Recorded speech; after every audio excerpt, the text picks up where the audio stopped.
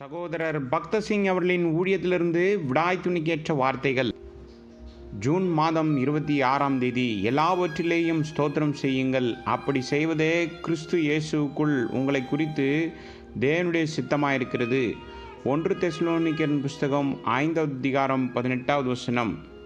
இங்கிலாந்து தேசத்தில் முடிசூட்டு நாளில் ஒரு பெரிய அரச ஊர்வலம் நடைபெறும். ராஜாவும் ராணியும் அழகான உயர்ந்த ரக தேரில் சவாரி செய்வார்கள். உயர் ரக தேர் அந்த நாளில் மட்டுமே பயன்படுத்தப்படும். ஊர்வலத்திற்கு பயன்படுத்துவதற்கு முன் அதை சுத்தம் செய்து மெருகூட்டுவதற்காக ஒரு சிறப்பு இடத்திற்கு அனுப்பப்படுகிறது. தேரின் இருபுறமும் விளக்கு தூண்கள் இருக்கும். ஒரு முறை இந்த விளக்கு தூண்களை மெருகூட்ட ஒரு சிறுவன் நியமிக்கப்பட்டான். அவன் மிகவும் கடினமாக உழைத்து அவைகளை மிகவும் பிரகாசமாக காட்டினான். ஊர்வலம் நடக்கும் நாளில் அவனும் ஒரு குறிப்பிட்ட இடத்தில் தேர் பவனிக்காக காத்திருந்தான்.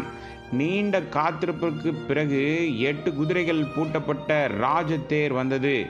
தேர் அருகில் வந்ததும் சிறுவன் மகிழ்ச்சியுடன் கத்தினான், அவைகள் எப்படி பிரகாசிக்கிறது என்று பாருங்கள். அருகில் இருந்தவன் என்ன என்று கேட்டான். அதற்கு அவன் விளக்கு தூண் எவ்வளவு பிரகாசிக்கிறது என்று பதிலளித்தான். அவன் ராஜாவையோ ராணியையோ பார்க்கவில்லை, விளக்கு தூண்களை பார்த்து கொண்டிருந்தான். அவன் ஏன் மிகவும் மகிழ்ச்சியாக இருந்தான்? ஏனென்றால் அவன் அவைகளை பிரகாசிக்க செய்திருந்தான். அவனுக்கு ஊர்வலத்தில் பங்கிருந்தது. நமக்கும் இதுவே உண்மையாக இருக்கிறது. ஏனென்றால் நம்முடைய சோதனைகள், துன்பங்கள் மற்றும் சிரமங்கள் நம் அனைவருக்கும் புதிய சிருஷ்டிப்பில் ஒரு பங்கை கொடுக்கும். இது ஒரு ரகசியம். விசுவாசிகளாகிய நம் அனைவருக்கும் புதிய சிருஷ்டிப்பில் சில பங்குண்டு. நமது பூமிக்குரிய சோதனைகள் எவ்வளவு வேதனையாக இருந்தாலும் அது நம்மை அதைரியப்படுத்தக்கூடாது. ஏனென்றால் நாம் அனுபவிக்கும் அனைத்து துன்பங்களும் வரவிருக்கும் புதிய சிருஷ்டிப்பிற்கான பங்களிப்பாகும். எனவே ஒரு விசுவாசிக்கு தோல்வியும் வெற்றியும் ஒரே மகிழ்ச்சிதான்.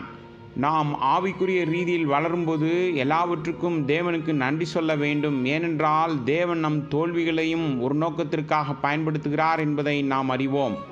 கவனக்குறைவாக இருந்த பலர் நோய், வறுமை மற்றும் கஷ்டங்கள் மூலம் தேவனிடம் நெருங்கி வந்திருக்கிறார்கள். தேவனுடைய வார்த்தையில் உள்ள பல சத்தியங்கள் சோதனைகளின் போது உண்மையாகின்றது.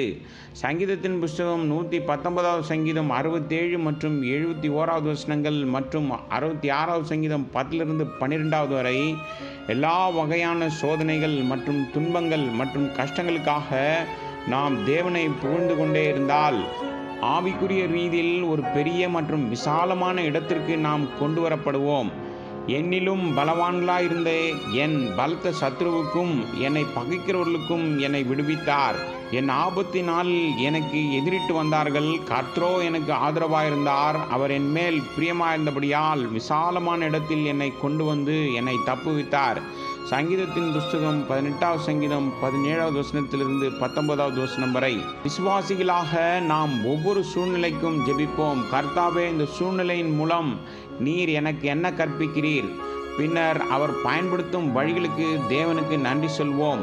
அது நோய் அல்லது உடல் நலம், தோல்வி அல்லது வெற்றி, வறுமை அல்லது செல்வம், நண்பர்கள் அல்லது எதிரிகளாக இருந்தாலும் நம் எல்லா எதிரிகளுக்காகவும் நாம் தேவனுக்கு நன்றி சொல்வோம். ஏனென்றால் அவர்கள் நம்மை தாழ்மையாக வைத்திருக்க உதவுகிறார்கள். இதுதான் தேவனுடைய வழி. நமக்கு எவ்வளவு எதிரிகள் இருக்கிறார்களோ அவ்வளவு தாழ்மையாக நாம் இருப்போம்.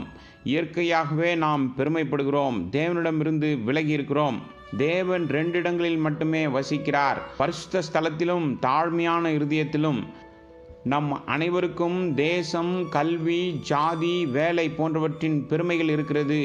ஆனாலும் எல்லா சூழ்நிலைகளிலும் நாம் தாழ்மையுடன் இருக்க வேண்டும். 1 கொரிந்தியர் புஸ்தகம் 15வது அதிகாரம் 10வது வசனத்தில், ஆகிலும் நான் இருக்கிறது தேவ கிருபையினால் இருக்கிறேன்.